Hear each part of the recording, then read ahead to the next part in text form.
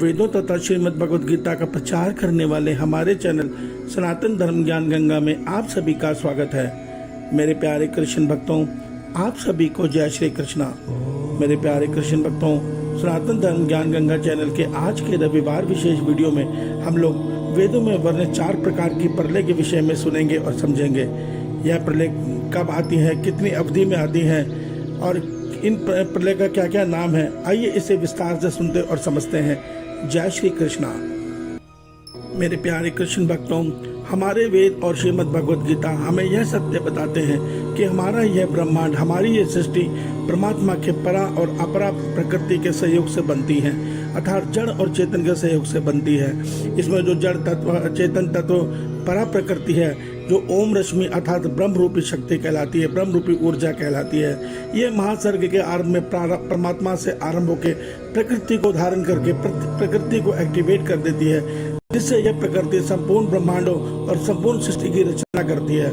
ये जो प्रकृति है, यह अपरा प्रकृति है, जड़ प्रकृति है। यह प्रकृति काल तत्व के अधीन है, जबकि परा प्रकृति जो है वो काल तत्व से मुक्त है। अर्थात परा प्रकृति में, ब्रह्म शक्ति में, अर्थात ओम रश्मि ऊर्जा में काल तत्व का कोई असर नहीं होता। अर्थात वो जिस अवस्था में आती है उसी अवस्था में परमात्मा में लौट जाती है।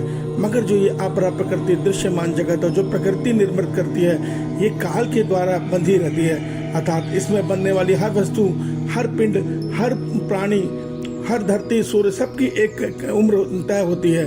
वो नित्य घटते हुए एक दिन मृत्यु को प्राप्त होती है। इसी का जो समाप्त होने की अवधि है वो प्रलय कहलाती है। और ये प्रलय हमारे वेदों में 4 प्रकार की कही गई हैं।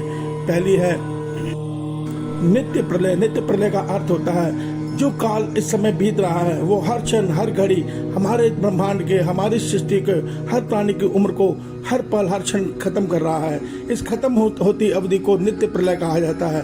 अर्थात जो ये पल, हर पल, जो चंद्रमा की उम्र से, जो सूर्य की उम्र से, जो हमारे जीवन की उम्र से जो पल घटता जा रहा है उसको नित्य प्रलय बोलते हैं।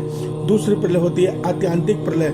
आत्यांतिक प्रलय का अर्थ यह होता है जिसमें जो योगी जन होते हैं, जो वो भक्त जो परमात्मा के मोक्ष को पाते हैं, वो मोक्ष पाने की विधि को आत्यांतिक प्रलय बोलते हैं। इस प्रलय में योगी और भक्तजन अपने जीवात्मा से मुक्त होकर आत्मा और परमात्मा से मिलन कर, आत्मा से परमात्मा का मिलन कर लेते हैं। इससे उनकी जीवात्मा प्रकृति में लीन हो जाती है और वो उनकी आत्मा परमात्मा में लीन हो जाती है। इसको बोलते हैं आत्यांतिक प्रलय। इसके बाद तीसरी प्रलय कहलाती है नैमित्तिक प्रलय, जो हर 4 अरब 32 करोड़ वर्ष के बाद आती है और इतनी ही अवधि तक रहती है। हम ये सत्य वेद और श्रीमद् भगवद गीता से जान चुके हैं कि एक चतुर्युग 43,20,000 साल का है। इसी प्रकार जब ये चतुर्युग 1000 बार बीतते हैं तो एक कल्प पूरा होता है, उस समय प्रलय आ जाती है। उस प्रलय को नैमित्तिक प्रलय बोलते हैं। उस प्रलय में हमारा सूर्य, हमारा सौर मंडल, हमारी धरती, संपूर्ण ये जो हमारी सृष्टि है ये नष्ट हो जाती है। क्यों? क्योंकि सूर्य की अवधि पूरी हो जाती है और सूर्य के खत्म होने के कारण हमारा सौर मंडल, हमारी धरती भी खत्म हो जाती है। इस प्रलय को नैमित्तिक प्रलय बोलते हैं। ये नैमित्तिक प्रलय 4 अरब 32 करोड़ वर्ष तक रहती है। फिर हमारे ब्रह्मांड में किसी और सौर मंडल में, नई पृथ्वी, नए सूर्य में हमारी जीवात्मा फिर से नया जन्म लेकर नया कल्प आरम्भ करती है। ये सिलसिला चलता रहता है।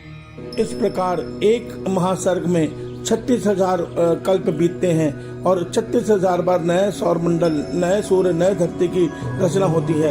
इसमें हम सब जीवात्माएं बार बार जन्म लेकर अपने जन्म मरण चक्र को पूरा करती रहती हैं कर्मों के अनुसार।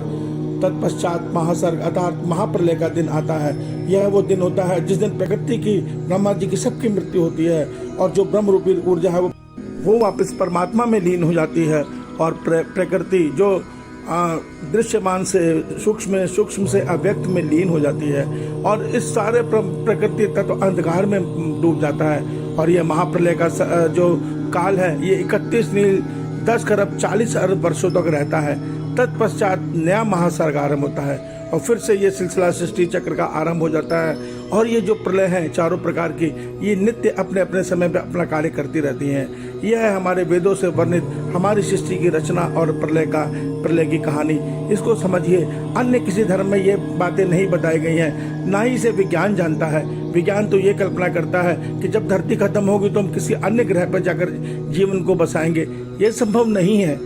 मानव का जीवन केवल इस धरती पर संभव है। इस धरती के बाहर मानव का जीवन संभव ही नहीं है, क्योंकि अन्य लोक में ना तो कोई खाने का अन्न है, ना ऑक्सीजन है, ना वायु है, कुछ भी नहीं है। तो मनुष्य वहाँ कैसे रह सकता है? परमात्मा ने इस सृष्टि को रचा है और किस प्रकार मनुष्य और जीवन यहाँ, ये सब जीव यहाँ रह सकते हैं, उसके लिए सारी व्यवस्था परमात्मा ने ही की है। विज्ञान इसको कभी नहीं कर सकता, ना ही इसको समझ सकता है। इस सत्य को समझिए, क्योंकि इस सृष्टि को रचने वाले, बनाने वाले, चलाने वाले केवल एकमात्र परमात्मा है। इस सत्य को हम जितनी जल्दी समझेंगे उतनी जल्दी हम सत्य को जानेंगे। ईश्वर आप सबका कल्याण करे। आपका दिन शुभ हो। जय श्री कृष्णा, जय श्री कृष्णा।